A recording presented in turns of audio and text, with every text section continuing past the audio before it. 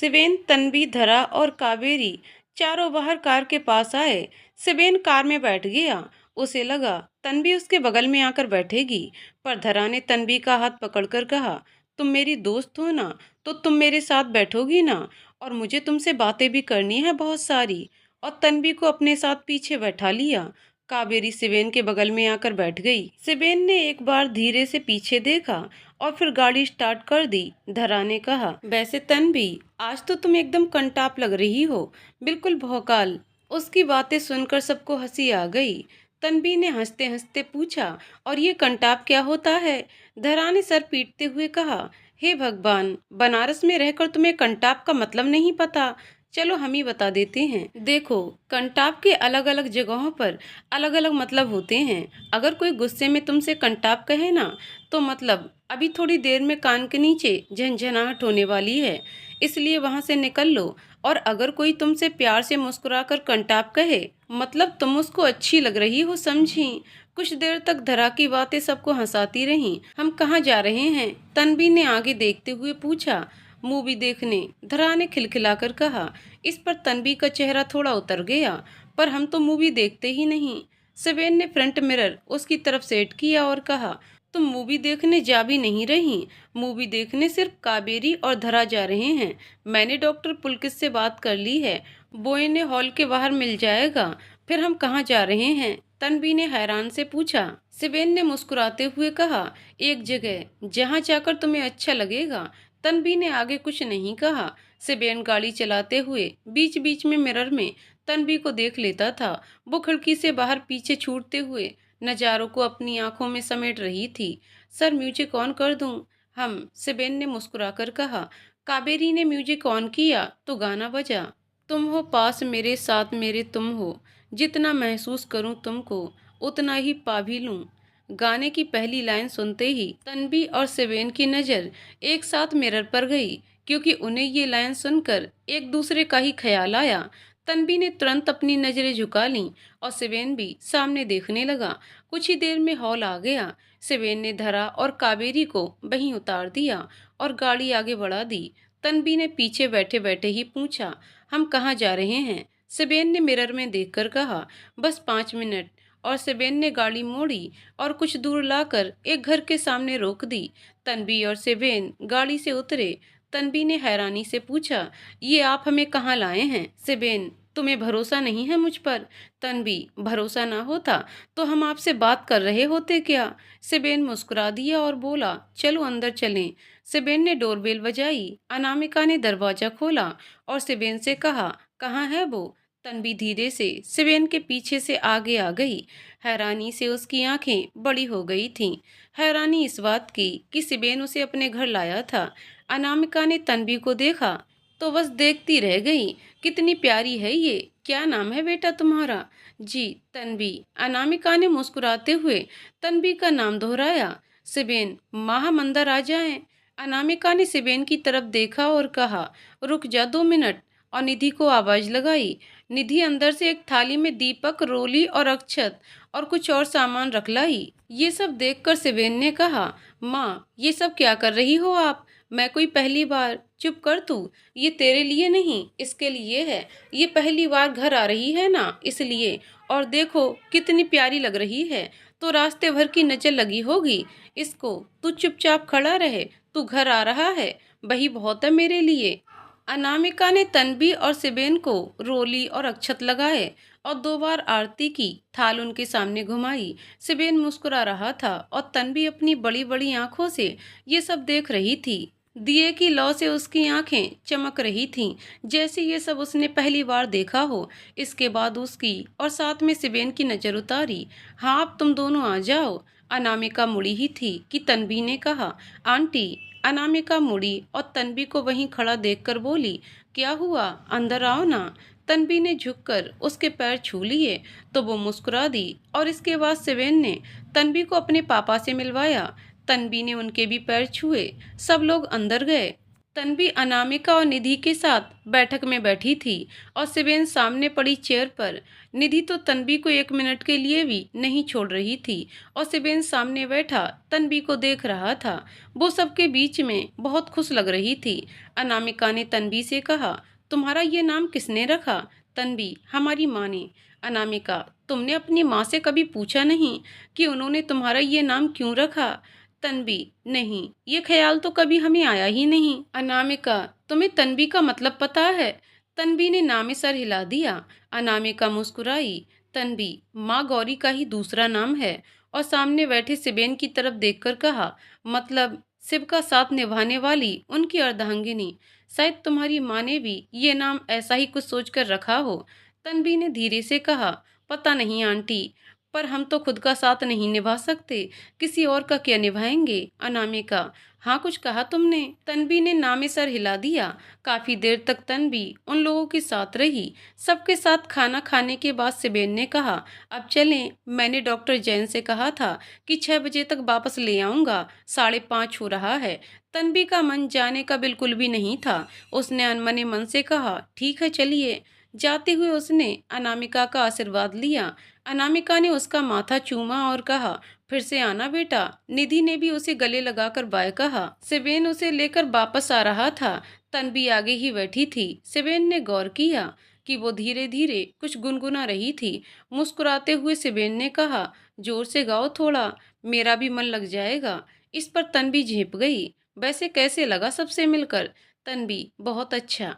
Aunty और निधि तो बहुत अच्छे हैं, और अंकल भी। एक बात कहें शिवेन, हम कहो, आप हमें कभी कभी यहाँ लाते रहेंगे, अगर कोई प्रॉब्लम ना हो तो? शिवेन मुस्कुराया और बोला, इतनी पसंद आ गई तुम्हें मेरी फैमिली?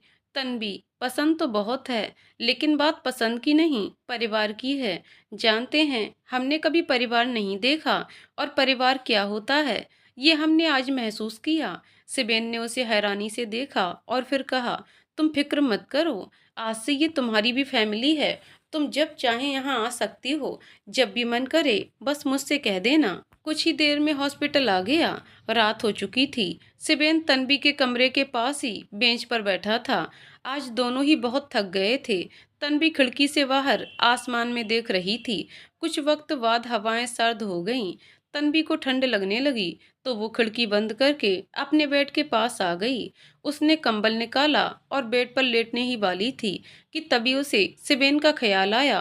वो जल्दी से बाहर गई तो उसने देखा शिवेन बेंच पर बैठे बैठे ही सो चुका था। अपने दोनों हाथों को बांधे वो ठंड से बचने की कोशिश कर रहा था और हवाएं धीरे धीरे और सर्द हो रही थीं। तन्वी शिवेन के पास आई और अपना कंबल उसे उड़ा दिया। कंबल पाते ही शिवेन को राहत मिली। वो मुड़ने लगा तो उसका सर बेंच पे लगने वाला था। तन्वी ने हाथ उसके सर के नीचे लगाकर उसे चोट खाने से बचा लिया, पर वो शिवेन का सर ऐसे ही कितनी देर तक पकड़े रहती। उसने आसपास देखा, कोई नहीं था। वो भी धीरे से बेंच पर बैठ गई और शिवेन का सर उसने अपने कंधे पर रख लिया। उसे उस दिन की याद आ गई जब वो भी ऐसे ही शिवेन के कंधे पर सर रखकर सोई थी। कुछ देर में वो भी सो गई। सुबह सुबह शिवेन की आंख खुली तो उसने देखा तन्वी उसके पास ही थी और सर्दी की वजह से कंबल उसने भी ओढ़ लिया था। शिवेन उसे ऐसे ही देखता रहा। कुछ देर में तन्वी नींद से जागने लगी तो उसे जागता देखकर शिवेन ने अपनी आंखें बंद कर लीं और ऐसे दिखाया जैसे वो अभी सो रहा है। उसे एक शरारत सूझी। उसने तन्वी को परेशान करने के लिए उसका हाथ पकड़ लिया। तन्वी जागी तो उसने देखा शिवेन अभी सो रहा था। तन्वी ने धीरे से शिवेन का सर उठाया और बेंच से टिका दिया। वो वहां से जाने लगी तो देखा कि उसका हाथ शिवेन ने पकड़ा हुआ था। उसने मन ही मन कहा, ये कब पकड़ लिया इन्होंने, कोई देख ना ले हमें यहाँ। वो धीरे से अपना हाथ छुड़ाने की कोशिश करने लगी, पर शिवेन को आज उसे परेशान करने में मजा आ रहा था। तन्वी जितना छुड़ाती शिवेन उतनी मजबूती से उसका हाथ पकड़ लेता। तन्वी को समझ आ गया कि शिवेन उसे परेशान कर रहा है। उसने अचानक से कहा, कावेरी दी, आप यहाँ? ये सुनते ही शिवेन ने उसका हाथ छोड़ दिया। तन्वी जल्दी से उठकर अपने कमरे में चली गई। दोपहर में कुछ वक्त के लिए शिवेन अपने घर आया था। अपने कमरे में वो बेड पर लेटा सुबह की बात याद करके मुस्कुरा रहा था। तभी अचानक से निधि उसके कमरे में आई। और बेड पर बैठते हुए बोली, बड़ा मुस्कुरा रहे हो भाई। सेबेन उठकर बैठ गया। सेबेन, नहीं मुस्कुरा कहाँ रहा हूँ, बस ऐसे ही कुछ याद आ गया था। निधि, कुछ याद आ गया था या कोई याद आ गया था? सेबेन, क्या मतलब? निधि, मेरा क्या मतलब भाई? मतलब तो कुछ आपका है जो आप हम सबसे छुपा रहे हो। सेबेन, मैं क्या छुपा रहा हूँ? और तू भी तो पूरा दिन हंसती रहती है, मैंने कहा कभी कुछ? निधि, अच्छा छोड़ो ये सब। आप ये तो बताओ भाई कि तन्वी दी कैसी हैं? सेबेन, कल मिली तो थी तू। निधि, मैं उनका हाल चाल नहीं पूछ रही भाई, मैं ये पूछ रही हूँ कि वो आपको कैसी लगती हैं। सिबेन, और ये आप क्यों पूछ रही हैं? निधि ने अपना हाथ आगे किया और मुट्ठी खोलकर कहा, इसलिए। उसके हाथ में रखी पायलों को देखकर सिबेन हैरान रह गया। उसने झट से अपनी सर टटोली तो पायल उसमें नहीं थी। ये तन्वी दी की है ना भाई? सिबेन, निधि वो दे मुझे। निधि ने अपना हाथ पीछे कर लिया। दे दूंगी भाई, पहले बताओ ये कि तन्वी दी की है ना? सिबेन, निधि दे दे चुपचाप, बहुत मार खाएगी। निधि, भैया अगर आपने नहीं बताया तो मैं माँ को दे दूंगी। जब वो परेशान हो गया तो परेशान होकर सिबेन ने कहा, हाँ उसी की है, बस खुश, अब तो दे दे। निधि, तो आपके पास क्या कर रही है भाई? सिबेन ने हड़बड़ाहट में कहा, वो उसने मुझे रखने के लिए दी थी तो रह गई थी कल। निधि, कल दी थी तो कल वापस कर देते ना भाई। आपने कल दूसरी शर्ट पहनी थी और आज दूसरी, अगर आपको ये वापस करनी थी तो आज भी ये आपकी शर्ट में क्यों थी भाई? सेबेन के पास कोई जवाब था ही नहीं। निधि, मैं बताऊं भाई, क्योंकि आप तन्वी दी से प्यार करते हो। सेबेन, ये क्या बकवास कर रही है तू? और कोई प्यार व्यार नहीं करता मैं, वो बस मेरी पेशेंट है। निधि, 4 साल से आपने हजारों पेशेंट ठीक किए, उनमें से तो किसी को आप माँ से मिलाने नहीं लाए। पेशेंट छोड़ो, आपका कोई दोस्त भी आज तक घर नहीं आया, फिर केवल तन्वी दी को क्यों घर लाए? आपका तो इस शहर में दम घुटता था ना, फिर क्या वजह है जो आपका यहाँ से जाने का मन नहीं होता? अब वो तन्वी दी है ना, जिसके लिए आप डबल ड्यूटी करते हो हॉस्पिटल में। और भाई, कल जैसे आप तन्वी दी को देख रहे थे ना, वो हंस रही थी तो आपके चेहरे पर स्माइल थी। जब वो माँ से बातें करते वक्त उदास हो गई तो आपके चेहरे पर बेचैनी। कोई अनजान भी बता दे कि आप उनसे कितना प्यार करते हो, मैं तो फिर भी आपकी बहन हूँ। आई एम सॉरी भाई, मैं जानती हूँ कि मुझे आपसे ये सब बात नहीं करनी चाहिए, पर मैं क्या करूँ, बचपन से आप मुझसे सब शेयर करते आ रहे हो। पर उस हादसे के बाद मैंने अपने भाई को खो दिया और कल पहली बार लगा कि आप मेरे सिबेन भैया हो, वही पहले वाले जो उस घर को अपना समझकर यहाँ रहते थे। हम सबको अपना मानते थे, किसी गेस्ट की तरह, बस यहाँ कुछ दिन गुजारने वाले डॉक्टर सिबेन नहीं। भाई, मैं माँ की तरह आपको इमोशनली फोर्स नहीं करूँगी प्यार या शादी करने के लिए, पर भाई अगर वाकई प्यार आपकी ज़िंदगी में दोबारा आ रहा है और लाइफ आपको एक और मौका दे रही है ना, तो प्लीज़ डोर क्लोज मत करो भाई, क्योंकि हम सबकी स्पेशली माँ की खुशी आपसे है। भाई, कहते कहते निधि की आंखें भर आईं। उसने तन्वी की पायल सिबेन के हाथ में रखी और रोते हुए वहां से चली गई। सिबेन वहीं खड़ा उन पायलों को देखता रहा। सिबेन तन्वी की पायलों को लेकर बैठा था। निधि की बातें उसके दिमाग में घूम रही थीं। नहीं, ऐसा कुछ नहीं है। निधि, कुछ भी बोलोगी तो मैं मान लूंगा क्या? इन लोगों को तो मेरे बारे में प्यार और शादी के अलावा कुछ और समझ ही नहीं आता। तन्वी मेरी पेशेंट है और मैं बस उसकी केयर करता हूँ। हाँ, ऐसा ही है बस। सिबेन खुद को ये समझा तो लेता है, लेकिन निधि की बातें उसके दिमाग में बैठ गई थीं। उसका मन कहीं नहीं लग रहा था। वो हॉस्पिटल गया, पर जब तन्वी उसके सामने आई, सिबेन ने उससे ठीक से बात नहीं की। तन्वी को भी सिबेन का बर्ताव कुछ अजीब लग रहा था। रात को उसे ठीक से नींद भी नहीं आई।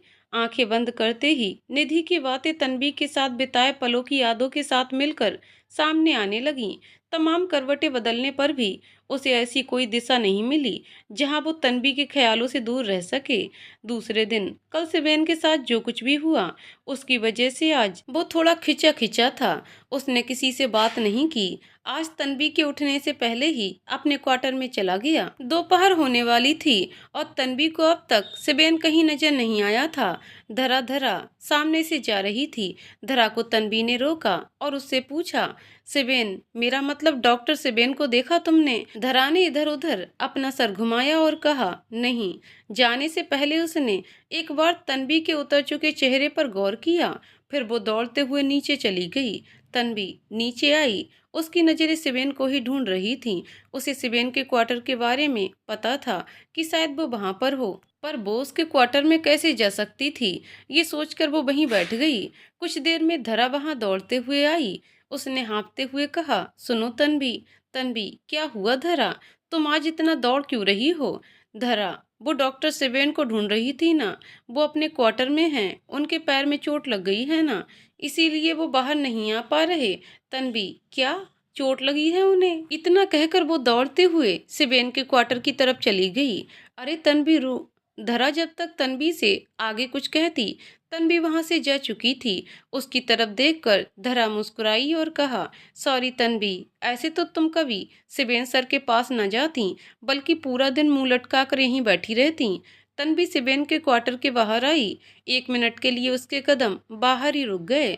उसने इधर उधर देखा और फिर जल्दी से अंदर चली गई। अंदर आई। पहले तो कमरे में उसे सिबेन नहीं मिला, पर आगे बढ़ते ही वो दरवाजे के पास रुक गई। उसने देखा सिबेन खिड़की के पास खड़ा होकर सिगरेट पी रहा था। ये देखकर वो हैरान रह गई। ये क्या है सिबेन? उसने आगे बढ़कर गुस्से में पूछा। उसकी आवाज सुनते ही सिबेन पलट गया। सिबेन, तन्वी, तुम यहाँ? तन्वी सिबेन के पास आई और उसके हाथ से सिगरेट लेकर उसने पास रखी एस्ट्रे में बुझा दिया। उसकी तरफ देखते हुए बोली, हमें नहीं पता हम ये किस हक से कह रहे हैं, लेकिन हम वादा करते हैं अगर आज के बाद आपने इसे हाथ भी लगाया ना, तो हम आपसे कभी बात नहीं करेंगे। नहीं, सिबेन ने उसकी बात बीच में ही काटते हुए एकदम से बोला। तन्वी उसकी आंखों में देखने लगी तो नजरें चुराते हुए उसने कहा, नहीं, मतलब नहीं पीऊंगा आपसे। वो रोज नहीं पीता हूँ, बस कभी कभी यार स्ट्रेस में जरूरत पड़ जाती है। सॉरी। ये कहते हुए सिबेन का मुंह बच्चे जैसा हो गया। उसका ऐसा मुंह देखकर तन्वी को हंसी आ गई। आज पहली बार सिबेन ने तन्वी को खुलकर हंसते देखा था। वो उसे एकटक देख रहा था। कुछ देर बाद तन्वी की हंसी रुकी। सॉरी सॉरी, हम थोड़ा ज्यादा हंस दिए, पर आपका चेहरा देखकर हमसे रुका ही नहीं गया। अरे हम तो भूल ही गए। धरा बता रही थी आपको चोट लगी है। कहाँ लगी है और कैसे? ज्यादा दर्द तो नहीं हो रहा है ना? और आप खड़े क्यों? अरे शांत गदाधारी भीम, शांत, सांस तो ले लो। और कुछ नहीं हुआ मुझे। धरा ने शायद मजाक किया होगा।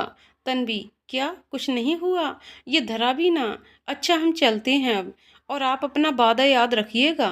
तन्वी वहां से बाहर चली गई। सिबेन ने उसे जाते हुए देखा और फिर और ड्रम में रखी सिगरेट की डिब्बी निकालकर उसकी तरफ देखते हुए कहा, कौन कहता है कि तुम्हें छोड़ना मुश्किल है? बस हक से कोई रोकने वाला हो तो। और उसे डस्टबिन में फेंक देता है। तन्वी अपने विंग में आई और धरा के कमरे में चली गई। तुमने हमसे झूठ क्यों बोला? उनको तो कुछ भी नहीं हुआ।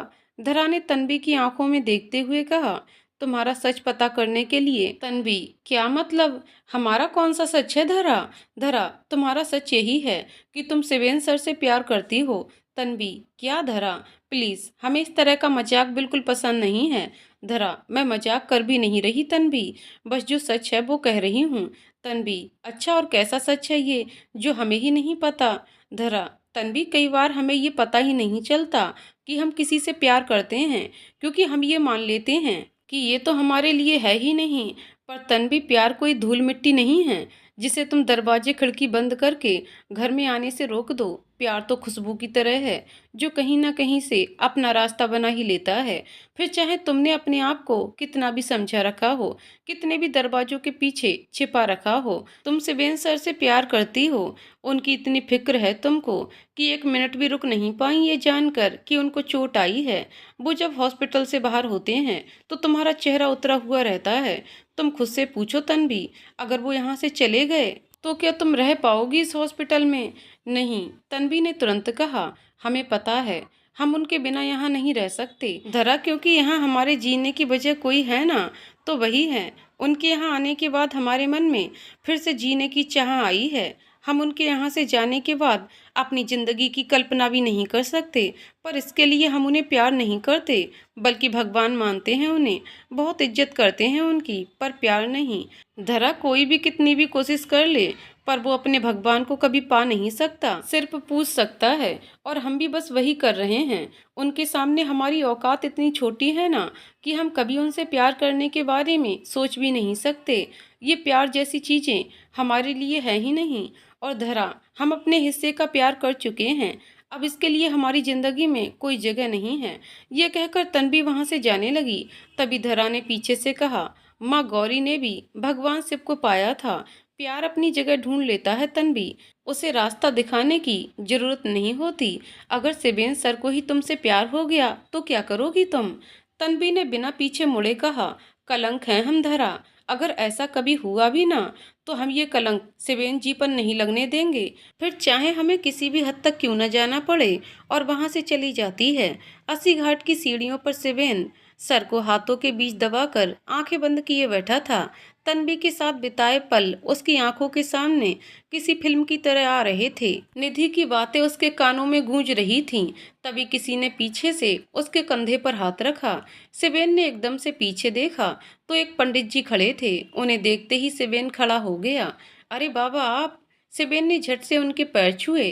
पंडित जी, हमने दूर से देखा तो लगा कि तू ही है, फिर हमें लगा कि शिवा तो कई सालों से यहाँ आया ही नहीं। तू कहाँ था बेटा? इतने दिन बाद तुझे देख रहे हैं हम। सेबेन, बाबा मैं अब भी आपको याद हूँ। पंडित जी, बेटा तुझे हम कैसे भूल सकते हैं? तुमने जो हमारे लिए किया, उसके बाद तो तुझे अपने हर जन्म में याद रखें वो भी कम होगा। सेबेन, ये कैसी बातें कर रहे हैं आप? मैं क्या बेटा नहीं हूँ आपका? फिर ये परायों जैसी बातें क्यों? अच्छा बिंदिया ठीक है ना अब? हाँ बेटा, तेरी वजह से ही, वरना उस वक्त तो उसे हम ब्याह ना कर पाते। अच्छा तू यहाँ कब आया? सेबेन, 2 महीने हो गए बाबा। पंडित जी, अच्छा चल घर, तेरी माई कितना याद करती है तुझे। अब तू मिला है तो ऐसे नहीं जाने देंगे, घर चल हमारे साथ। सेबेन उन्हें मना नहीं कर पाता और उनके साथ घाट के किनारे ही बने उनके घर चला जाता है। उनके घर पहुंचते ही जैसे ही पंडित जी की पत्नी सेबेन को देखती हैं, अपने बेटे की तरह उसे गले लगा लेती हैं। कितने दिन के बाद आए हो बेटा, हम तो थक गए थे तुम्हारी राह देखते देखते। और बिल्कुल सही समय पर आए हो। बिंदिया भी आज ही आई है, कल की पूजा के लिए, बहुत याद करती है तुमको। सिबेन उन लोगों के साथ अच्छा वक्त बिताता है। खाना खाकर वो घाट के पास आ जाता है। वो घाट के पानी को देख ही रहा होता है कि तभी पीछे से बिंदिया उसके पास आती है और कहती है, कौन है वो? उसकी एकदम से आवाज सुनकर सिबेन पीछे पलटा। अरे बिंदिया, तुम हो? मैं तो डर ही गया था। कैसी हो और तुम्हारा पति कैसा है वो? बिंध्या, हम सब ठीक हैं, पर आप बहुत परेशान लग रहे हैं। क्या बात है? सिबेन, नहीं कुछ भी तो नहीं। बिंध्या, आप अब तक नाराज हैं हम सब से। सिबेन, नहीं बिंध्या, जो कुछ हुआ मैं उसे पीछे ही छोड़ आया हूँ। अब उस बारे में कोई बात नहीं करनी मुझे। तो फिर तो बता सकते हैं ना कि क्या बात हो सकता है। मैं आपके किसी काम ही आ जाऊं, मुझे बहुत अच्छा लगेगा। और अगर आपने नहीं बताया तो यही लगेगा कि आपने आज तक उन्हें पूरे मन से माफ नहीं किया, और न ही हम सबको। बिंदिया के ऐसा कहने पर और जोर देने पर सिबेन उसे तन्वी के बारे में सब कुछ बता देता है। हम तो ये है आपकी परेशानी, पर इसमें प्रॉब्लम क्या है? क्या समझ नहीं आ रहा आपको?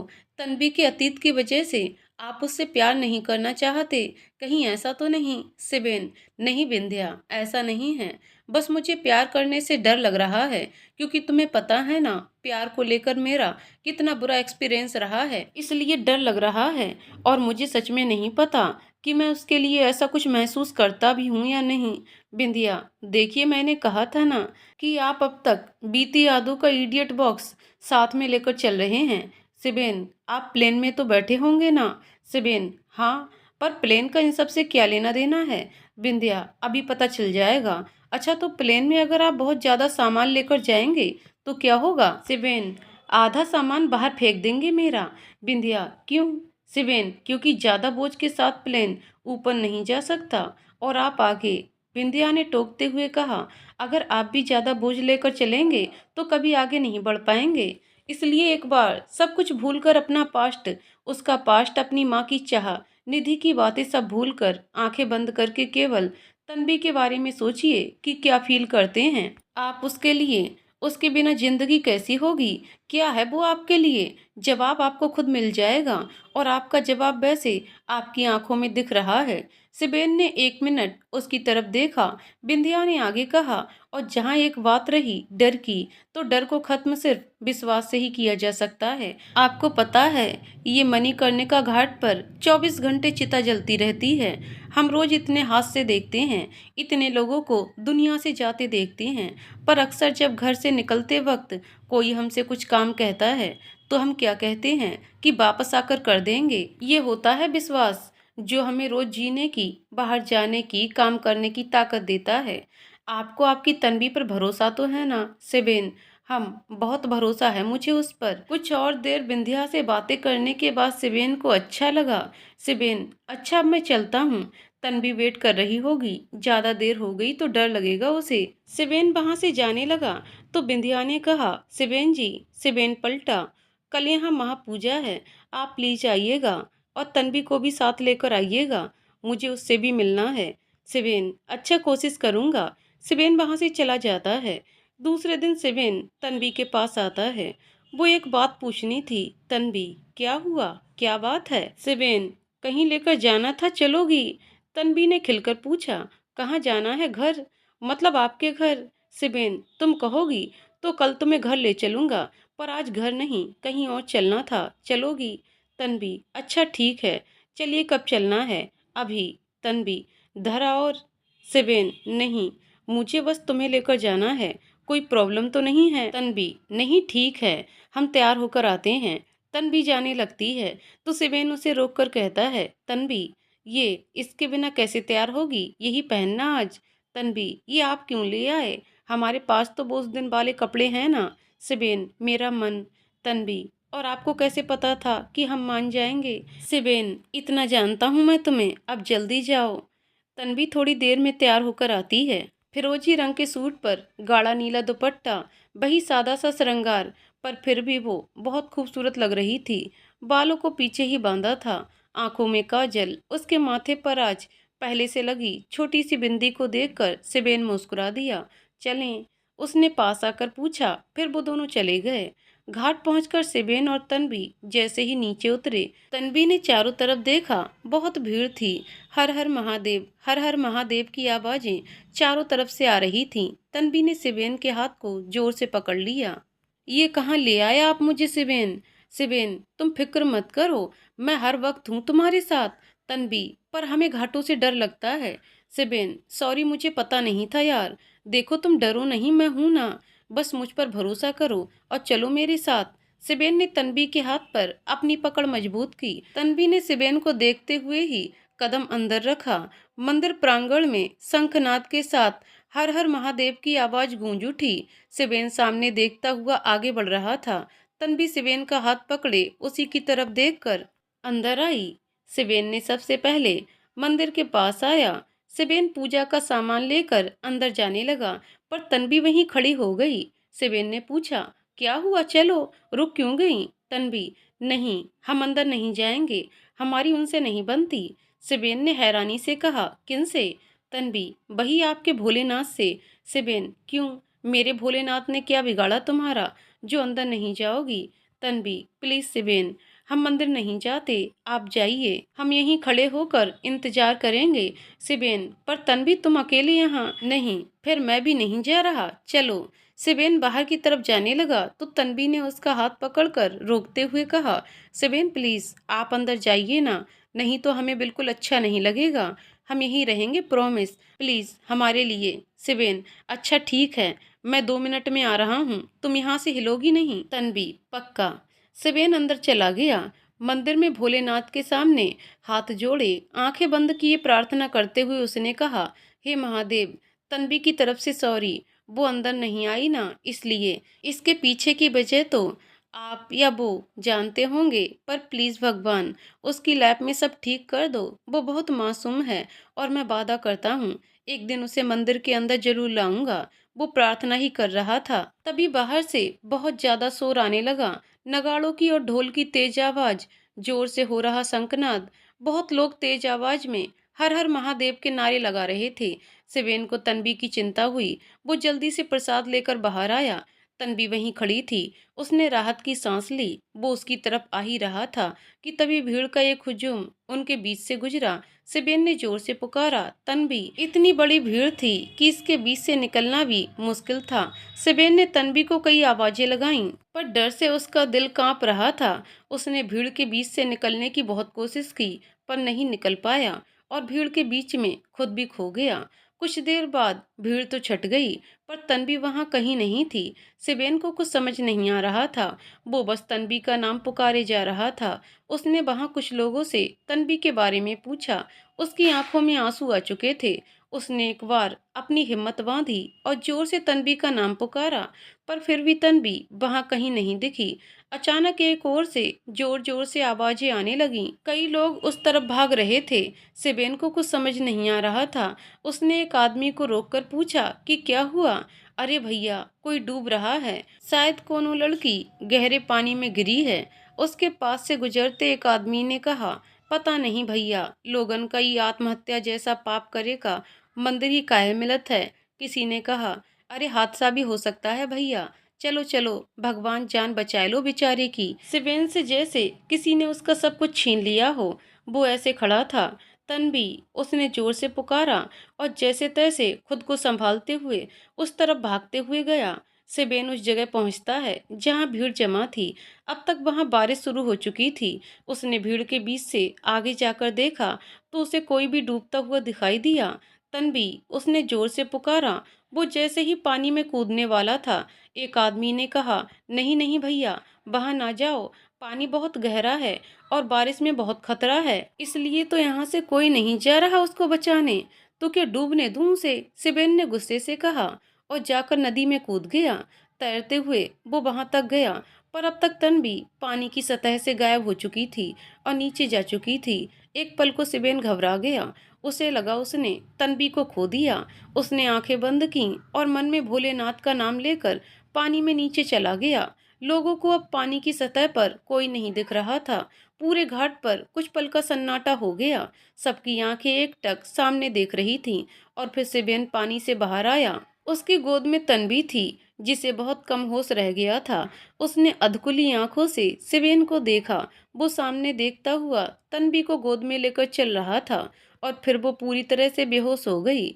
सिबेन को लौटता देख वहां जमे लोग हर हर महादेव का नारा लगाने लगे। सिबेन को इस वक्त कुछ समझ ही नहीं आ रहा था। उसके मन में बिंद्या की कही हुई बात चल रही थी। उसे खो देने के बाद जिंदगी कैसी होगी? क्या है वो तुम्हारे लिए? सिबेन ने आंखें बंद की और कुछ पल के बाद खोली और मन में कहा, हाँ, नहीं खो सकता मैं तुम्हें।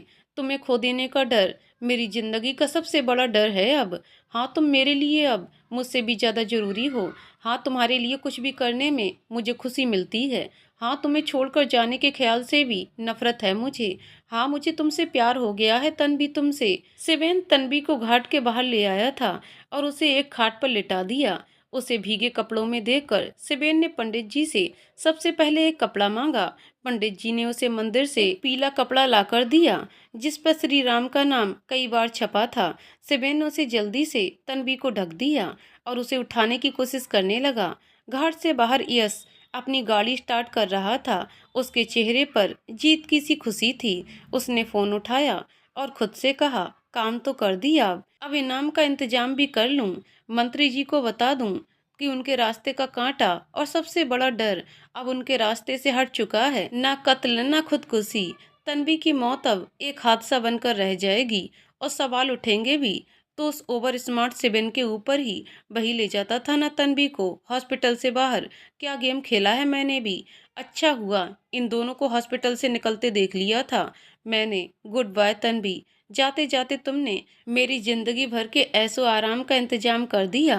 Thank you so much. इधर कुछ देर बाद तन्वी को धीरे धीरे होश आ रहा था। सिबेन ने उसे धीरे से उठाया। सिबेन, तन्वी, अब तुम ठीक हो? तन्वी, जी। सिबेन, पर तुम वहां गिरी कैसे? तन्वी, पता नहीं, हमें कुछ ठीक से समझ ही नहीं आया। उस भीड़ में खोने के बाद हमने उससे निकलने की कोशिश की, पर किसी ने हमारा हाथ जोर से पकड़ रखा था हम खुद ही आगे बढ़ते जा रहे थे और उसकी पकड़ से निकल ही नहीं पा रहे थे। भीड़ का फायदा उठाकर वो ऊपर किनारे तक ले आया और इससे पहले हम कुछ समझ पाते उसने हमें धक्का दे दिया। अगर आप ना आते तो शायद हम आज। सिवेन, बस कुछ नहीं होगा तुम्हें, और कुछ देर यहाँ बैठो, फिर सीधा मेरे घर चलते हैं। तन्वी ने मुस्कुराकर कहा, ठीक है। माई, बाबा और बिंदिया भी वहां थे। माई सिबेन और तन्वी के लिए चाय ले आई। बाबा ने कहा, तुम दोनों के कपड़े तो बिल्कुल भीग गए हैं, ऐसे घर कैसे जाओगे? सिबेन, कोई बात नहीं बाबा, घर जाकर चेंज कर लेंगे। बाबा, अरे बेटा, पर तब तक सर्दी लग जाएगी। एक काम करो तुम दोनों, हमारा घर पास में ही है, वहां जाकर कपड़े बदल लो। सिबेन, पर बाबा इसकी जरूरत नहीं है। माई, तुम का हो चाहे ना हो, पर बिटिया को है, जाओ बदल लो कपड़ा, हम कह रहे हैं ना। सिबेन, ठीक है, पर हम पहनेंगे क्या? बाबा, एक मिनट रुको, हम आते हैं, कहकर बाबा मंदिर की तरफ चले गए और कुछ ही देर में वापस आ गए। उनके हाथ में एक सफेद रंग का कुर्ता पैजामा और एक हरे और लाल रंग की बनारसी साड़ी थी। उन्होंने वहां आकर कहा, कुर्ता पजामा आगे करते हुए सिबेन से कहा, ये लो, आज ही कोई मंदिर में ये चढ़ा कर गया था, बाकी सारे तो दान कर दिए, बस ये भगवान के चरणों में रखा था। और साड़ी देते हुए तन्वी से कहा, बेटा, ये माँ गौरी को चढ़ाई हुई साड़ी है, उन्हीं का आशीर्वाद समझकर पहन लो।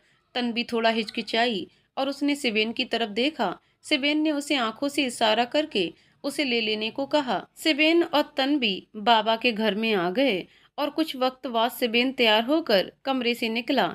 उस कमरे की तरफ गया जहां तन्वी थी। उसने बाहर से कहा, तन्वी, तुम तैयार हो गई? पर अंदर से कोई आवाज नहीं आई। सिबेन, तन्वी, तुम हो ना अंदर? तन्वी, कोई प्रॉब्लम है क्या? अंदर से एक दबी हुई सी हम की आवाज आई जिसमें परेशानी ज्यादा झलक रही थी। सिबेन ने कुछ देर वेट किया पर तन्वी बाहर ही नहीं आई तो उसे फिक्र होने लगी। जब उससे रुका नहीं गया तो उसने धीरे से दरवाजे पर धक्का लगा दिया। दरवाजा अंदर से बंद न होने की वजह से एकदम से खुल गया। सिबेन ने देखा तन्वी उसकी तरफ पीट करके खड़ी थी। उसे वहां देखकर सिबेन को थोड़ी राहत मिली। उसने कहा, तन्वी, तुम? उसकी आवाज सुनते ही तन्वी पीछे पलट गई। उसे देखकर सिबेन हैरान रह गया। ऊपर से पूरी तरह से तैयार तन्वी ने साड़ी की नीचे वाली प्लेटों को एक हाथ में बमुश्किल पकड़ रखा था। मुंह में सेफ्टी पिन दबाए बेचारी सी शक्ल बनाकर वो सिबेन के सामने खड़ी थी। उसने मुंह में सेफ्टी पिन दबाए हुए बोला, आप देख लीजिए प्लीज, बाहर कोई हो तो उसे बुला दीजिए हमारी मदद के लिए। उसे ऐसा बोलता देखकर सिबेन को हंसी आ गई। उसने धीरे से बाहर देखा, आसपास कोई नहीं था और फिर वो तन्वी की तरफ बढ़ गया। वो जैसे जैसे तन्वी के पास आ रहा था, तन्वी की धड़कनें तेज हो रही थीं। सिबेन उसके पास आया और उसके मुंह से सेफ्टी पिन ले ली और पीछे होकर कहा, तुम्हें साड़ी पहननी नहीं आती? तन्वी, ज्यादा नहीं आती, हमने साड़ी सिर्फ 2-3 बार ही पहनी है और बनारसी साड़ी तो पहली बार पहन रहे, इसकी प्लेट से नहीं बन रही, आप प्लीज किसी को बुला। तन्वी के अपनी बात पूरा करने से पहले ही सिबेन उसके पैरों के पास बैठ गया। तन्वी एक कदम पीछे हो गई। अरे अरे, ये क्या कर रहे हैं आप? सिबेन, वही कर रहा हूँ जिसे करने के लिए बाहर कोई नहीं है, सब मंदिर में हैं। तन्वी, कोई नहीं है तो कोई बात नहीं, हम किसी तरह मैनेज कर लेंगे। सिबेन थोड़ा पीछे हटकर बोला, करो मैनेज, नहीं तो तुम मुझे मैनेज करके दिखा ही दो अब। तन्वी फिर से अपनी साड़ी की प्लेटों में लग गई पर उससे प्लेट्स बनी नहीं रही थीं। सिबेन ने फिर से उसकी प्लेट्स नीचे से पकड़ी और कहा, तुम ऊपर से बनाओ, मैं नीचे से पकड़ता हूँ, जल्दी हो जाएगा। सिबेन प्लेट्स पकड़ रहा था और तन्वी उसे प्यार से देख रही थी। उसके लिए ये सब करते हुए तन्वी तैयार होकर बाहर जाने लगी तो सिबेन ने कहा, रुको। तन्वी पीछे पलटी और बोली, जी। सिबेन ड्रेसिंग टेबल से टेक लगाकर खड़ा हो गया। तन्वी सिबेन के पास आई और बोली, क्या हुआ, क्यों रोका हमें? सिबेन ने उसे ऊपर से नीचे तक देखा और कहा, कुछ रह गया है? तन्वी ने झट से अपने माथे पर हाथ रखा, बिंदी तो लगा ली है हमने, फिर क्या रह गया? सिबेन उसके पास आया और उसकी ही आंख के किनारे से हल्का सा काजल लेकर उसके कान के पीछे लगा दिया और उसकी आंखों में देखता हुआ बोला, मैं नहीं चाहता तुम्हें किसी और की नजर लगे, तन्वी मुस्कुरा दी। कुछ ही देर में तन्वी और सेबेन बाहर आए। उन्हें दूर से एक साथ आता देख माई ने कहा, ये दोनों कितने अच्छे लगते हैं साथ में, इन्हें किसी की नजर ना लगे। दोनों माई बाबा के पास आए। सेबेन ने उनके पैर छुए और वहां से जाने लगा। तभी बाबा ने कहा, अरे सेबेन बेटा, तूने दर्शन के बाद परिक्रमाएं तो पूरी कर ली थी ना। सेबेन, नहीं बाबा, वो तब तक ये सब हो गया। कोई बात नहीं, तन्वी को घर छोड़कर आ जाऊंगा, तब पूरी कर लूंगा। बाबा, अरे नहीं बेटा, तू हमेशा दर्शन के साथ ही परिक्रमाएं करता है, बरसों के नियम को अचानक से नहीं तोड़ते। तू जा, हम सब हैं यहाँ तन्वी के पास। अभी हवन चल रहा होगा अंदर, आरती तक परिक्रमाएं पूरी करके आ जाना। सिबेन, नहीं बाबा, भोलेनाथ से मैं वापस आकर सॉरी बोल दूंगा, पर अब तन्वी को मैं 1 मिनट के लिए अकेला नहीं छोड़ूंगा। तन्वी तो मत छोड़िए, हम भी आपके साथ परिक्रमा में शामिल हो जाएंगे। सिबेन, पर तन्वी तुम तो मंदिर नहीं। तन्वी, मंदिर के अंदर कहाँ जाना है, परिक्रमा तो बाहर से होगी ना। और वैसे भी समझौते दो तरफा हों तभी अच्छे लगते हैं। हमेशा आप हमारे लिए समझौते क्यों करें? आप हमारे लिए अपने भगवान से समझौता कर सकते हैं, तो हम अपने गुस्से से क्यों नहीं? चलिए, आपकी परिक्रमाओं में हम भी आपके साथ चलेंगे। सिबेन उसे देखता रह गया। उसने मन में कहा, हे भोलेनाथ, इस ईगो के लिए रिश्ते तोड़ देने वाले जमाने में मुझे ये कैसे मिल गई। तन्वी, चलें। तन्वी और सिबेन वहां आ गए जहां से सिबेन को मंदिर की परिक्रमाएं पूरी करनी थी। तन्वी उसके साथ ही खड़ी थी। सिबेन आगे बढ़ा और तन्वी उसके पीछे चलने वाली थी। तभी सिबेन ने उसका हाथ पकड़ लिया और कहा, मेरे पीछे नहीं, मेरे साथ चलना है तुम्हें। तन्वी का हाथ पकड़े हुए वो नीचे मंदिर के फर्श को छूने के लिए झुका, तो तन्वी भी वैसे ही झुक गई। पर उसकी नजरें सिबेन को ही देख रही थीं। और फिर सिबेन ने परिक्रमाएं शुरू की। तन्वी का हाथ पकड़े वो सामने देख रहा था और तन्वी उसे चलते हुए। सिबेन ने अपने मन में कहा, आज मुझे अपने प्यार का एहसास हो गया है तन्वी, और इस प्यार को निभाने के लिए मुझे तुमसे कुछ वादे करने हैं। मैं तुम्हें वचन देता हूँ तन्वी, कि तुम्हें हर मुश्किल, हर खतरे से बचाऊंगा और कभी उदास नहीं होने दूंगा। दूसरी परिक्रमा करते हुए उसने कहा, मैं तुम्हें वचन देता हूँ, तुम्हें तुम्हारा खोया हुआ सम्मान वापस दिलाऊंगा, और जिसने भी तुम्हारी जिंदगी बर्बाद करी है ना, उसके पास मैं जिंदगी जैसा कुछ छोड़ूंगा ही नहीं। तीसरी परिक्रमा, मैं वचन देता हूँ तुम्हें, कभी खुद को अकेला नहीं समझने दूंगा। हर खुशी में और हर मुश्किल में ऐसे ही तुम्हारे साथ तुम्हारा हाथ पकड़कर चलूंगा। चौथी परिक्रमा में उसने कहा, मैं तुम्हें इतना प्यार करूंगा कि बीते कल की कड़वी यादों के लिए तुम्हारे दिल में कोई जगह ही ना बचेगी। मैं वादा करता हूँ कि अपनी मोहब्बत से तुम्हारे दिल पर लगे एक एक घाव को भर दूंगा।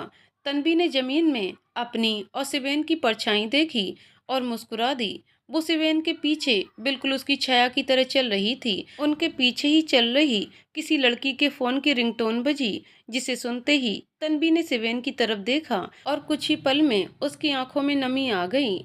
ना कुछ पूछा, ना कुछ मांगा, तूने दिल से दिया जो दिया, ना कुछ बोला ना कुछ लिया, जो दिया सो दिया। तू ही धूप, तू ही छाया, तू ही अपना पराया, और कुछ न जानूं मैं, बस इतना ही जानूं, तुझ में रब दिखता है, यारा मैं क्या करूं, सजदे सर झुकता है, यारा मैं क्या करूं। सिबेन और तन्वी ने परिक्रमाएं पूरी कर लीं। माई बाबा और बिंदिया भी वहां आ गए। बाबा ने कहा, बेटा सिबेन, आरती होने जा रही है, तू आरती में शामिल हो जा। सिबेन, पर बाबा तन्वी। बिंदिया ने तन्वी का हाथ पकड़ते हुए कहा, ये लीजिए, पकड़ लिया आपकी तन्वी का हाथ, कुछ नहीं होगा इसे। आप आरती में चले जाइए, हम आपकी जगह इसके साथ रहेंगे और 1 मिनट के लिए भी इसका हाथ नहीं छोड़ेंगे, बस खुश।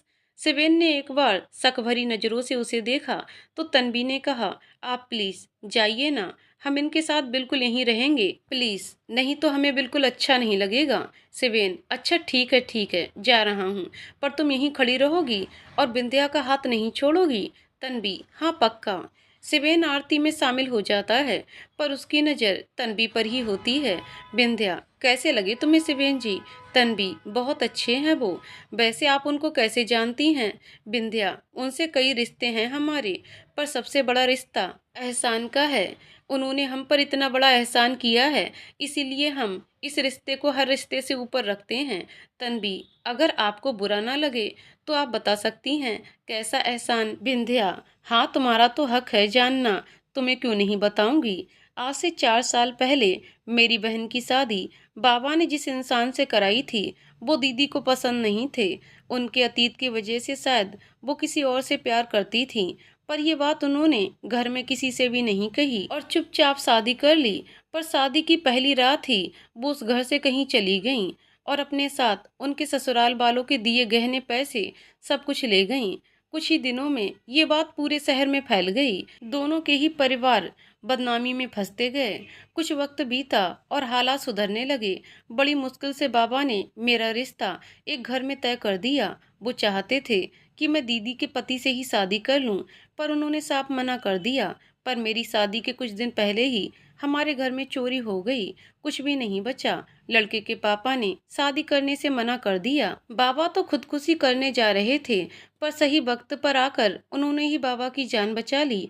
तन्वी, वही जिन्हें आपकी दीदी छोड़कर गई थी, बिंध्या। हाँ, और इतना ही नहीं, उन्होंने सबको समझाया और मेरी शादी भी उसी घर में करवाई।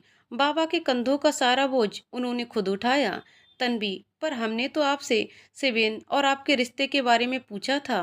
फिर ये बिंध्या, वो इंसान कोई और नहीं बल्कि सिवेन ही थे। तन्वी ने हैरानी से कहा, क्या मतलब सिवेन की शादी टूट चुकी है? बिंध्या, हाँ तन्वी, मेरी बहन ने इनके साथ जो किया उसके बाद कोई भी नफरत करता हमसे।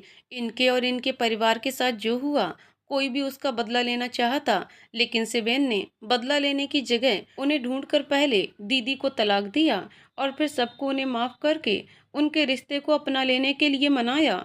वो खुद तो यहाँ से चले गए, लेकिन हमारी उलझी जिंदगियों को सुलझाकर दीदी अगर आज घर आ पाती हैं, अगर आज बाबा जिंदा हैं, अगर आज मैं खुश हूँ, तो सिर्फ सिवेन की वजह से। एक वक्त था जब मुझे ऐसा लगने लगा था कि मुझे उनसे प्यार हो गया है। तब उन्होंने ही मुझे समझाया कि मैं उनसे प्यार नहीं करती, बस वो जो मेरे लिए कर रहे हैं उसकी वजह से मुझे वो अच्छे लग रहे हैं। और उन्होंने ही मुझे अतुल से मिलवाया जो अब मेरे पति हैं। तुम ही बताओ तन्वी, क्या ऐसे इंसान से किसी को प्यार हुए बिना रह सकता है? तन्वी, तुम्हारी आंखों में उनके लिए प्यार साफ नजर आता है। प्लीज उनका साथ कभी मत छोड़ना। उनके दिल पर भी कई घाव हैं जो सिर्फ तुम्हारी मोहब्बत से भर सकते हैं। तन्वी विद्या को एकटक देख रही थी। मंदिर में शंखनाद की आवाज हुई तो दोनों का ध्यान टूटा। तन्वी ने मंदिर में खड़े सिवेन को देखा।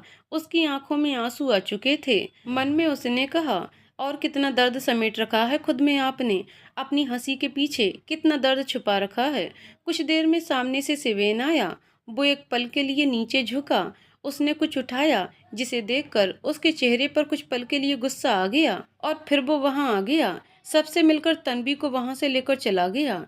सिवेन गाड़ी निकालने गया था, तभी तन्वी से एक औरत को धक्का लग गया। सॉरी, वो हम गलती।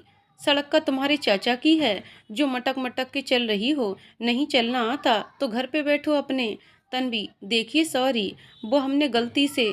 का करें तुम्हारी सॉरी का? तुम्हारी वजह से अभी हम गिर जाते तो का करता तुम्हारा सॉरी?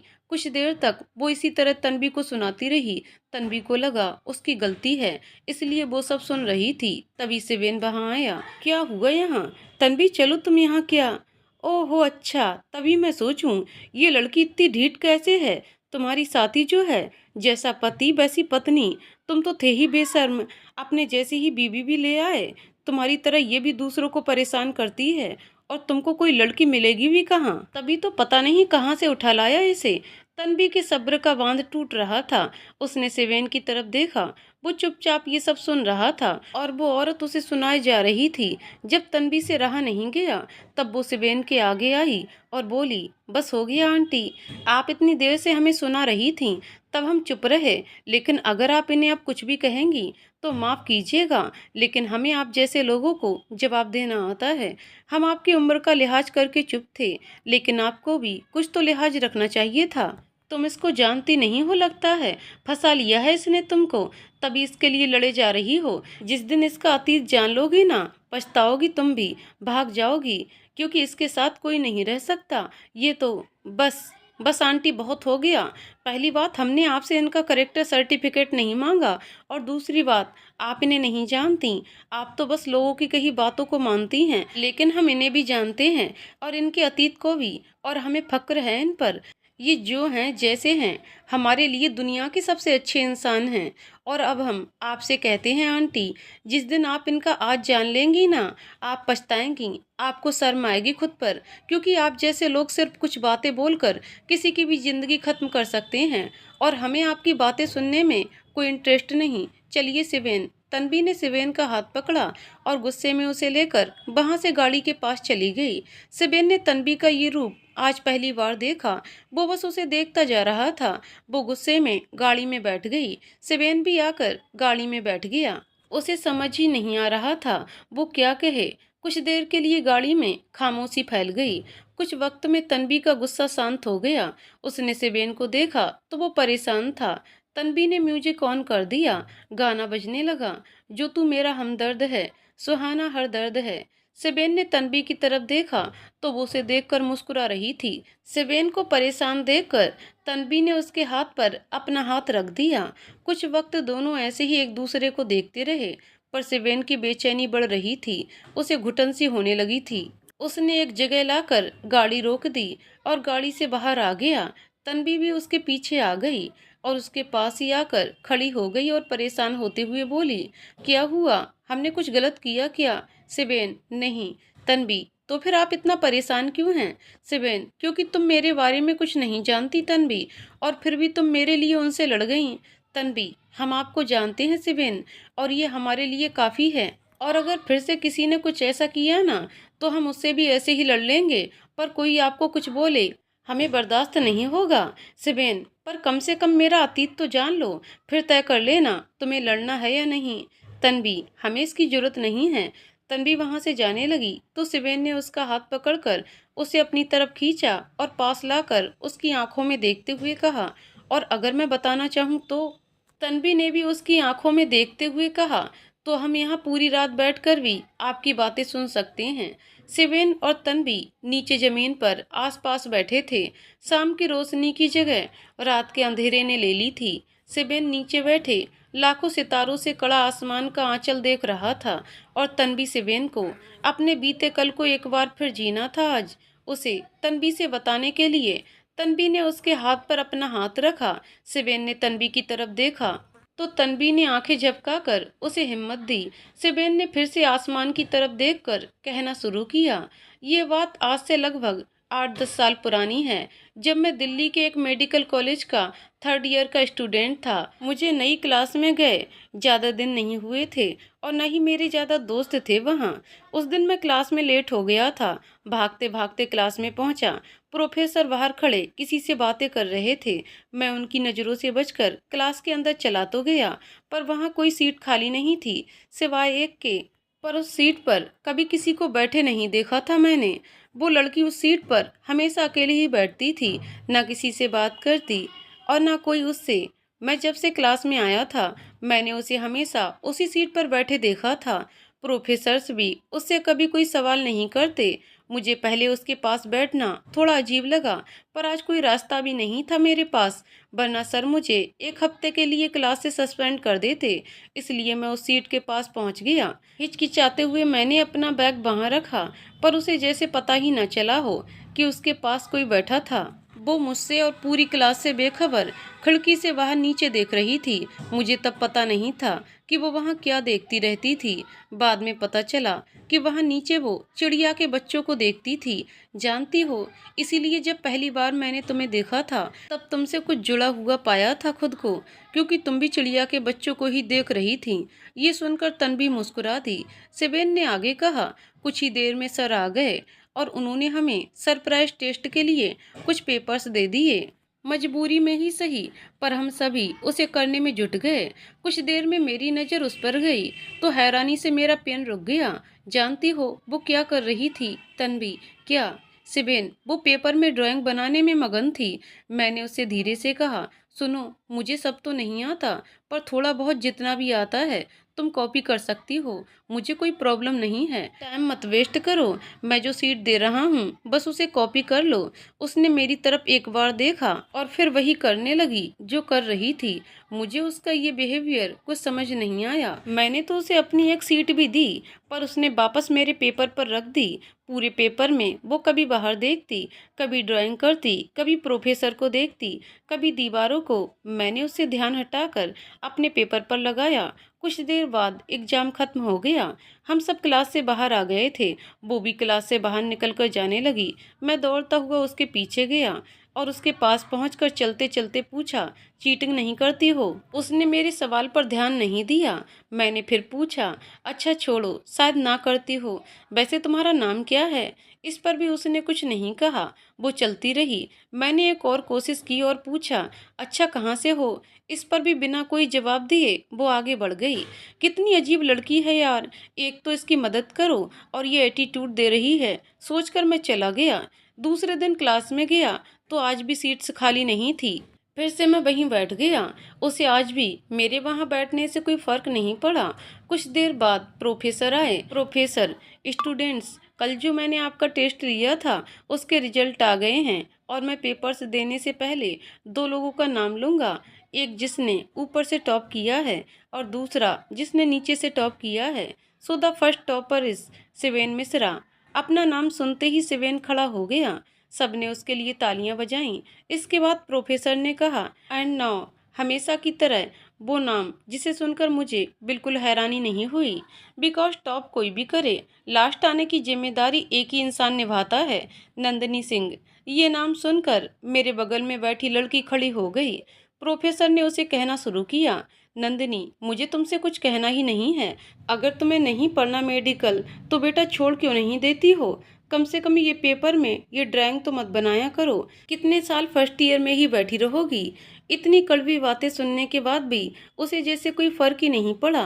प्रोफेसर ने उसे क्लास से बाहर कर दिया। मुझे कई दिनों तक वो समझ नहीं आई, बिल्कुल तुम्हारी तरह।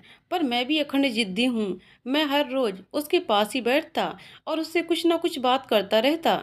एक दिन तंग आकर वो बोली, क्या प्रॉब्लम है तुम्हारी? सेवेन, यही कि तुम अपनी प्रॉब्लम नहीं बता रही, जिसे मैं जानना चाहता हूँ। नंदिनी, क्यों बताऊँ मैं तुम्हें अपनी प्रॉब्लम? सेवेन, देखो, अब तुम मानो या ना मानो, पर मैं तुम्हें अपना दोस्त मान चुका हूँ, इसलिए बता दो, शायद कोई मदद ना कर पाऊँ पर तुम्हारा मन हल्का हो जाएगा। उस दिन तो उसने मुझे कुछ नहीं बताया, पर हमारी दोस्ती की शुरुआत वहीं से हो गई थी। वो क्लास में केवल मुझसे बात करती थी, कैंटीन भी हम साथ जाते। वो मुझे धीरे धीरे अच्छी लगने लगी थी। एक दिन उसके घर से फ़ोन आया, जिसके बाद वो बहुत परेशान थी। उस दिन पहली बार मेरे कंधे पर सर रख कर रोई थी। सेवेन, क्या हुआ है नंदिनी, बताओ मुझे। तुम इतना परेशान क्यों रहती हो? मैं तुम्हारा दोस्त हूं ना, बताओ क्या हुआ है, हम मिलकर कोई सोल्यूशन निकालेंगे। रोते हुए नंदिनी ने कहा, सेबेन, पता है मैं बचपन से टॉपर थी, पर इसलिए नहीं क्योंकि मुझे पढ़ना बहुत पसंद था, बल्कि इसलिए कि मैं अपने शहर के सबसे इज्जतदार इंसान की बेटी थी। इसलिए उस इज्जत को बरकरार रखने की जिम्मेदारी मुझे बिना कहे ही सौंप दी गई। मेरे भैया यहाँ इसी हॉस्पिटल में डॉक्टर थे और पापा यहाँ के ट्रस्टी में से एक। इसलिए ये डिसाइडेड था कि मैं इसी कॉलेज में पढ़ूंगी और मुझे यहाँ भेज दिया गया। मैं तुम्हारी तरह रैंक होल्डर नहीं हूँ सिबेन, क्योंकि मुझे तो इंटरेस्ट ही नहीं था ये सब कभी पढ़ने में। जानते हो, हर साल मैं बस ये सोचकर पढ़ती थी कि बस एक बार स्कूल हो जाए, फिर साइंस की तरफ कभी देखूंगी भी नहीं। मैंने मैथ से बचने के लिए लाइफ साइंस ले ली, तो पापा को लगा कि मैं डॉक्टर बनना चाहती हूँ। अरे यार, कोई मुझसे तो पूछो कि मैंने कैसे पढ़ा था, मैं क्या करना चाहती थी। जरूरी तो नहीं कि हर टॉप करने वाला डॉक्टर या इंजीनियर ही बने। और सिवेन, तुम्हें भी पता है ना कि 12th तक जो हम पढ़ते हैं वो यहाँ इस कॉलेज में आने के बाद जो पढ़ रहे हैं उसमें कितना फर्क होता है। फर्स्ट ईयर में मैं फेल होते होते बची, सेकेंड ईयर में हालात और बिगड़ गईं। ग्रेस मार्क्स और बैग के सहारे किसी तरह पास हो गई, पर थर्ड ईयर में मैं पिछले साल फेल हो गई। इसलिए मैं किसी से बात नहीं करती हूँ, क्योंकि सबको लगता है कि मैं एक फेलियर हूँ। मैं तो टॉपर थी सिवेन, बचपन से जानते हो, ये टॉपर से फेलियर बनने की फीलिंग मौत जैसी होती है। सिवेन, फिर तुम्हें करना क्या है? Nandini, fashion designing. बचपन से मुझे यही करना था और आज भी मैं बस यही करना चाहती हूँ। पर पापा ने एक बार सुनकर इसे ऐसे नज़रअंदाज कर दिया जैसे ये कोई मजाक हो। उन्होंने कभी मेरी बात सुनी ही नहीं। सिबेन, तुमने अपने पापा से सीरियसली बात क्यों नहीं की नंदिनी? नंदिनी, यही तो प्रॉब्लम है कि मैं उनसे बात नहीं कर पाती हूँ। सिर्फ वो जो कहते हैं उसे मानना ही सिखाया गया है मुझे हमेशा। सिबेन, नंदिनी तुम उनकी बेटी हो, कोई पालतू जानवर नहीं जिसे सवाल करने का, बात रखने का या बात ना मानने का कोई हक ना हो। तुम्हें ये सारे हक तुम्हारे पापा ने दिए हों या ना दिए हों, पर दुनिया बनाने वाले ने जरूर दिए हैं। और एक ही लाइफ है यार, इसे मेडिकल के पेपर में ड्राइंग बनाने में मत वेस्ट करो।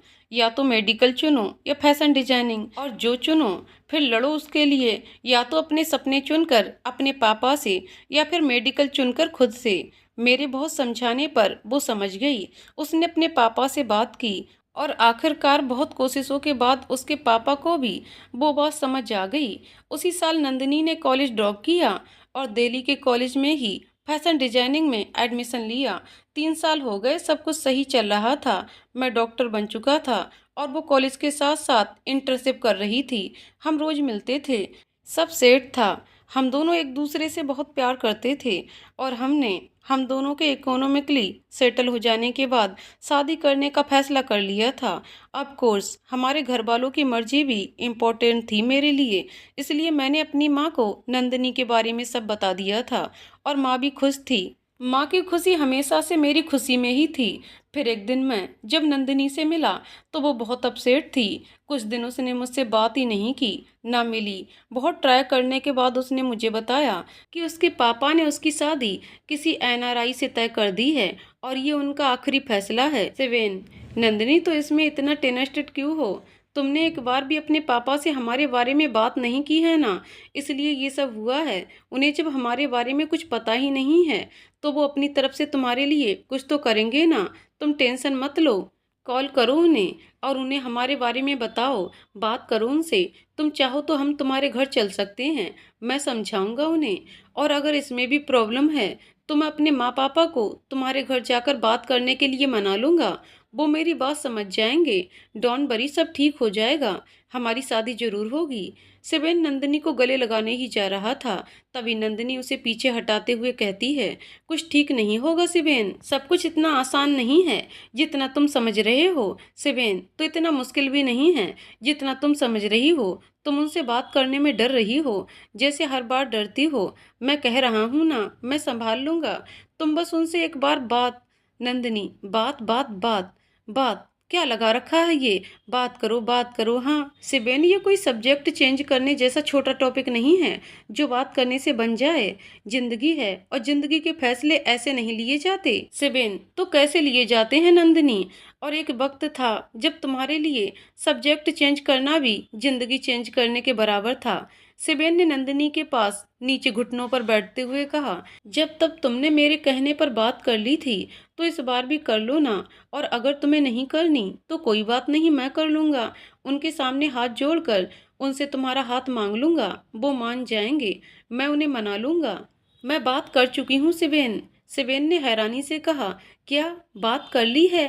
नंदिनी, हाँ, तुम्हारे बारे में मैंने पापा से 3 साल पहले ही बात कर ली थी। जब मैं पापा से मेडिकल छोड़ने की बात करने गई थी, वो समझ गए थे कि कोई तो है जिसने मुझे उनके सामने खड़े होने की हिम्मत दी है। इसलिए उन्होंने मुझे मेडिकल छोड़कर अपने मन में अपना करियर चुनने की परमिशन तो दे दी, लेकिन एक शर्त पर। और शर्त ये थी कि मैं जब भी शादी करूंगी तो उसी से जिससे पापा कहेंगे। उस वक्त मुझे सिर्फ मेडिकल से छुटकारा और अपना ब्राइट करियर दिख रहा था, इसलिए मैंने उनकी शर्त मान ली। ऐसे ही नहीं, बल्कि उनकी कसम खाई कि मैं उसी से शादी करूंगी जिससे वो कहेंगे। और आज वो दिन आ गया Shiven. I am sorry, but मैं तुमसे शादी नहीं कर सकती। आई विश तुम्हें मुझसे बेटर कोई मिले। सिवेन से किसी ने जैसे उसकी जान लेकर बेजान शरीर को वहां खड़ा कर दिया हो। नंदिनी वहां से जाने लगी तो पीछे से सिबेन बोला, नंदिनी। नंदिनी रुकी और सिबेन की तरफ पलटी। सिबेन ने बिना किसी भाव के कहा, जब तुमने वादा कर ही लिया था तो मेरी फीलिंग्स के साथ क्यों खेलती रही 3 साल तक? उसने आवाज तेज करते हुए कहा, तुम लड़कियों को हम लड़के क्या नजर आते हैं? कोई हैंडबैग, पसंद आ गया तो खरीद लिया, जब तक चाहा साथ में लेकर घुमाया फिराया, जैसे किसी बैग में अपनी सारे सामान रखती हो, वैसे ही जब तक हमारे साथ रहती हो, अपने इमोशंस, अपनी प्रॉब्लम्स, अपनी खुशी, अपनी सक्सेस, फेलियर, सब कुछ हमसे रखती चली जाती हो, अपना मन तो हल्का कर लेती हो। लेकिन एक बार भी हमारे बारे में सोचा कभी? अरे हमारी जिंदगी में जवानी बाद में आती है और जिम्मेदारियां पहले। हम जब 10वीं भी पास होते हैं ना, तब से तब से हमें पापा के रिटायरमेंट के बाद खर्चा कैसे चलेगा, सरकारी नौकरी नहीं मिली तो अपनी बेटी कौन देगा, बहन की शादी का वजन अकेले पापा को ना उठाना पड़े, और माँ को सारी जिंदगी ये समझौते वाली जिंदगी ही ना जीनी पड़े, ये सब फिक्र सताने लगती है। फिर भी जब हमें किसी से प्यार होता है ना, तो हम उसकी प्रॉब्लम्स को, उसकी तकलीफ़ों को अपना बनाकर उनसे भी जूझते रहते हैं। और तुम एक दिन यू डिस्टर्ब समवन बेटर बोलकर हमसे पल्ला झाड़ लेती हो। अरे यार, जब तुम्हें पता होता है कि तुम हमारे लायक ही नहीं हो, तो फिर ये बात कहने में देरी क्यों लगा देती हो? तुम्हें 3 साल लग गए ये समझने में कि तुम मेरे लायक नहीं हो। नंदिनी, हाँ, नहीं बताया मैंने तुम्हें, क्योंकि मुझे नहीं पता था कि तुम इतना सीरियस ले लोगे सब कुछ। मुझे लगा हम दोनों घर से दूर रहते हैं, ऐसे में अकेलेपन से बचने के लिए अक्सर लोग रिलेशनशिप में आ जाते हैं, और मुझे भी ये ऐसा ही रिलेशनशिप लगा। एंड इट्स नॉर्मल, लोग मिलते हैं, अलग होते हैं, इसमें तुम्हें इतना इमोशनली इन्वॉल्व होने की जरूरत नहीं थी सिबेन। और हम दोनों के लिए बेटर होगा कि हम अलग हो जाएं बिना किसी बहस के। सिबेन, जानती हो नंदिनी, हम छोटे शहर के लड़के जब शहर छोड़कर जाते हैं ना, तो बाहर जाने से पहले हमारी माएँ हमें खाना बनाना सिखाती हैं। हमें आए ना आए, पर वो कोशिश जरूर करती हैं ताकि हमें यहाँ आकर किसी और के हाथ का खाना ना खाना पड़े, और यहाँ भी वही स्वाद मिल सके जो उनके हाथ में था, क्योंकि हम अपनी माओ के हाथ के खाने से इमोशनली जुड़े हुए होते हैं।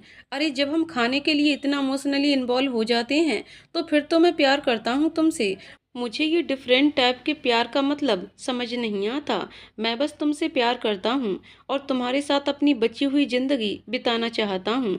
और तुमने भी तो 1000 बार कहा है कि तुम मुझसे प्यार करती हो। नंदिनी, ओके सिबिन, चलो मान लिया कि मैं करती हूँ तुमसे प्यार, लेकिन प्यार से मेरी लाइफ नहीं चलेगी सिबिन। तुम एक डॉक्टर हो, तुम्हारी लाइफ घर और क्लिनिक के बीच रह जाएगी, और तुम्हारे साथ मैं भी यही किसी प्राइवेट कंपनी में ढेरों डिजाइनर्स के नीचे दबकर रह जाऊंगी, या फिर वापस अपने शहर जाकर कोई बुटीक खोलकर बैठ जाऊंगी बस।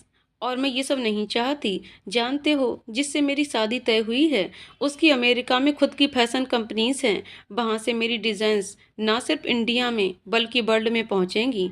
तुम्ही ने तो कहा था कि डिसाइड कर लो कि क्या ज़रूरी है, और आज भी मैंने डिसाइड कर लिया है कि मेरे लिए तुमसे शादी करके 50 कंपनियों में इंटरव्यू देते रहने जाने से बेटर है निशांत मलिक के साथ शादी करके ऐसी कंपनियों की बॉस बनना। इसलिए प्लीज़ चले जाओ तुम मेरी लाइफ से सिवेन, और ख़त्म करो ये सब। सिवेन ने नंदिनी का हाथ पकड़ते हुए कहा, नंदिनी प्लीज़, अगर तुम्हें मेरी बातों का बुरा लगा हो तो सॉरी, प्लीज़ मत जाओ नंदिनी, मैं बहुत मेहनत करूँगा, तुम जो चाहोगी तुम्हें मिलेगा। प्लीज़ नंदिनी, मैं टूट जाऊँगा तुम्हारे बिना, प्लीज़ मत जाओ नंदिनी। पर नंदिनी सिवेन का हाथ झटक कर वहां से गुड बाय सिवेन कहकर चली जाती है। सिवेन की आंखों के किनारे आंसू आ चुके थे। तन्वी ने उसके कंधे पर हाथ रखा। सिवेन ने आगे कहा, उस दिन नंदिनी तो चली गई, लेकिन अपने साथ मेरा सुकून भी ले गई। मैं बनारस वापस आ गया, किसी से ज्यादा बात भी नहीं करता था। सच कहूँ तो मुझे अपने डॉक्टर होने से चिढ़ होने लगी थी। ऐसा लगने लगा था कि अगर मैं डॉक्टर ना होता, कुछ और होता, किसी कंपनी का मालिक होता या कोई बिजनेस टाइकून होता, तो वो मुझे छोड़कर नहीं जाती। सबसे पहले मुझे ये सिगरेट शराब की आदत लगी, और फिर कुछ गलत लोगों की संगत में आकर मैंने गुंडागर्दी शुरू कर दी। जबरदस्ती घर खाली कराना, वसूली करना, बेवजह किसी के साथ भी मारपीट करना, ये सब करने लगा। कई कई दिनों तक मैं घर भी नहीं जाता था, यही अस्सी घाट पर ही सोता था, और फिर पापा ने खुद ही मुझे घर से निकाल दिया। मैं इस दलदल में धंसता जा रहा था। तन्वी, आधा बनारस मुझे जान चुका था, मेरा नाम भी सिवेन से बदलकर सिबा पड़ गया था। फिर एक दिन माँ को हार्ट अटैक आ गया, पर पापा ने मुझे कुछ नहीं बताया। मुझे किसी बाहर वाले से पता चला कि मेरी माँ हॉस्पिटल में है। मैं भागते हुए वहां गया, पर पापा ने मुझे माँ से मिलने नहीं दिया। निधि की नफरत से भरी हुई नजरें मेरे दिल पर घाव कर रही थीं। डॉक्टर ने बताया कि माँ अब ठीक हैं, लेकिन वो मेडिसिन नहीं ले रही हैं और अगर ज़्यादा देर ऐसे ही रहा तो कॉम्प्लिकेशन हो सकती है। मैं किसी तरह माँ के पास गया, उनसे माफ़ी मांगी, पर वो बहुत नाराज़ थीं और मेरी नाराज़गी खुद पर उतार रही थीं। उस दिन मुझे एहसास हुआ कि हम लड़के दुनिया की किसी भी लड़की से कितना भी प्यार कर लें, पर हमारा पहला प्यार हमेशा हमारी माँ ही होती है। ज़्यादा देर तक माँ खुद को रोक नहीं पाई। उस दिन मैं माँ के गले लगकर बहुत रोया और उन्हें बहुत कुछ बताया। उन्होंने मुझे उस हालत में भी संभाला और दवा खाने के बदले मुझसे वादा लिया कि मैं वापस उनका वही बेटा और शादी कर लूँगा। मैं शादी करना नहीं चाहता था, पर माँ की खुशी के लिए मैं मान गया। माँ ठीक हो रही थी और मैंने भी सारी बुरी आदतों से किनारा कर लिया।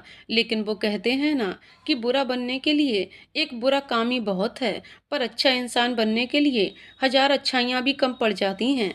मैंने जो लोगों के साथ किया वही अब वो मेरे साथ कर रहे थे।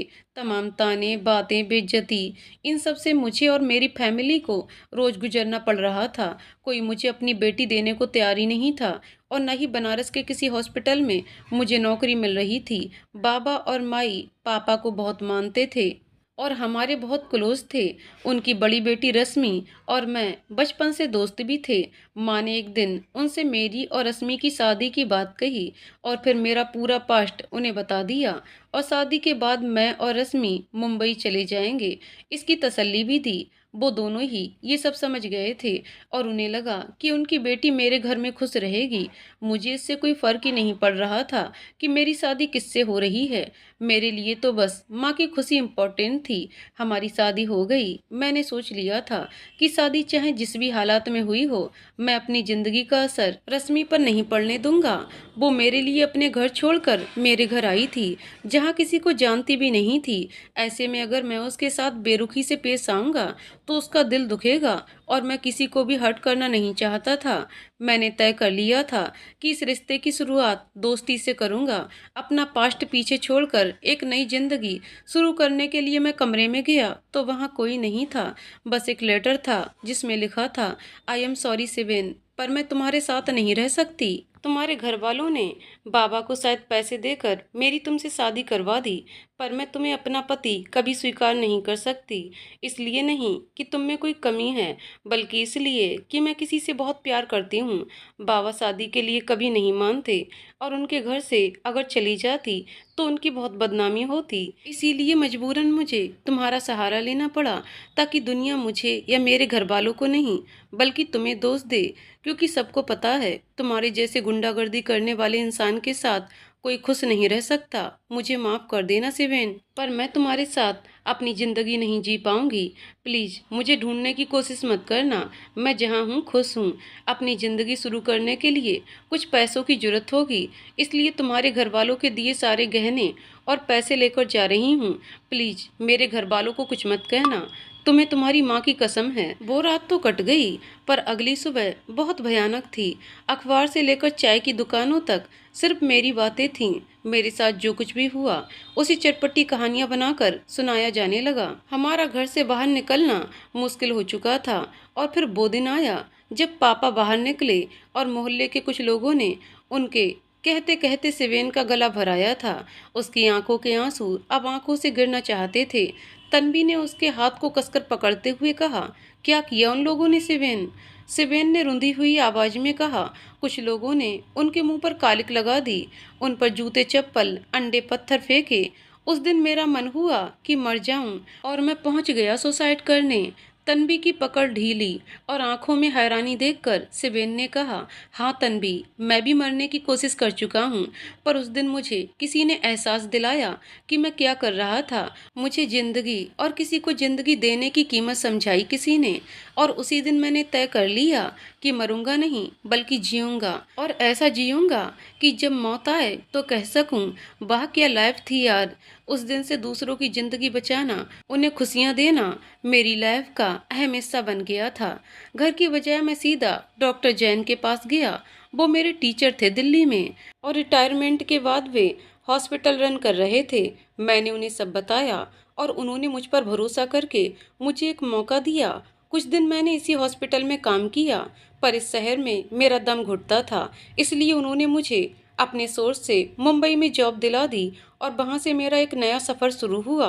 कुछ वक्त बाद यहाँ आकर मैंने रश्मि को ढूंढा और उसे तलाक दिया, क्योंकि मैं अब पास्ट का कुछ भी अपने पास नहीं रखना चाहता था, ना कोई याद ना कोई रिश्ता।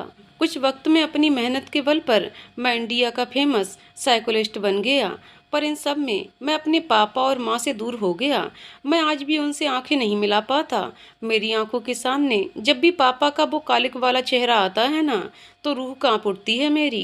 कहते कहते सिवेन अपना चेहरा दूसरी तरफ घुमा लेता है, क्योंकि उसके आंसू बह चुके थे जिन्हें वो तन्वी से छुपा रहा था। तन्वी ने हाथ से पकड़कर सिवेन का चेहरा अपनी तरफ घुमाया और दूसरे हाथ में साड़ी का आंचल लेकर सिवेन के गालों पर गिरे आंसू सुखाते हुए कहा, हम दुनिया थोड़ी हैं सिवेन, जिसे आपके आंसुओं में आपकी कमजोरी नजर आए। हमें आपके आंसुओं में आपका दर्द और हिम्मत नजर आती है, इसलिए इन्हें हमसे छुपाने की जरूरत नहीं थी। आज तो हमारी नज़रों में आपकी इज्जत और भी बढ़ गई है। तन्वी उसके आंसू पोंछकर रुकी। सिवेन ने उसे कुछ पल ऐसे ही देखा और फिर अचानक से उसके गले लग गया और रोने लगा। इतने सालों से जो कंधा उसे चाहिए था, आज शायद वो मिल गया था। तन्वी स्तब्ध तो थी, पर वो जानती थी कि उसे क्या करना है। उसने भी सिवेन को कसकर गले लगाकर रखा और उसकी पीठ पर हाथ फेरती रही, तब तक जब तक सिवेन रोता रहा। उसे रोता देखकर तन्वी की आंखों से भी आंसू बह रहे थे, पर उसने सिवेन को संभाले रखा। बहुत देर तक रोने के बाद सिवेन को राहत सी महसूस हुई, तो वो तन्वी से धीरे से अलग हुआ। तन्वी जानती थी कि इस वक्त सिवेन को उसके साथ की जरूरत है। उसने धीरे से सिवेन का सर अपनी गोद में रख लिया। सिवेन वहीं जमीन पर तन्वी की गोद में सर रखकर लेट गया। उसने किसी बच्चे की तरह तन्वी का हाथ पकड़ रखा था और आंखें बंद कर रखी थीं। तन्वी ने उसके बालों में उंगलियां फिराते हुए पूछा, नींद आ रही है? सिवेन ने धीरे से कहा, तन्वी ने उसके सर में उंगलियां फिराते हुए एक गाना गुनगुनाना शुरू कर दिया। आज चल के तुझे मैं लेके चलूं एक ऐसे गगन के तले, जहां गम भी ना हो आंसू भी ना हो, बस प्यार ही प्यार मिले एक ऐसे गगन के तले। तन्वी गाती रही। उसकी आंखों में आंसू आ गए थे और सिवेन किसी बच्चे की तरह मासूमियत से उसकी गोद में सो रहा था। तन्वी ने एक बार उसे देखा और फिर धीरे से उसके माथे पर चूम लिया। आगे की कहानी अगली वीडियो में। तो दोस्तों, आपको कहानी कैसी लगी कमेंट करके जरूर बताइएगा। कहानी पसंद आई हो तो वीडियो को लाइक शेयर करें और चैनल को सब्सक्राइब करें। कहानी को पूरा सुनने के लिए बहुत बहुत धन्यवाद दोस्तों।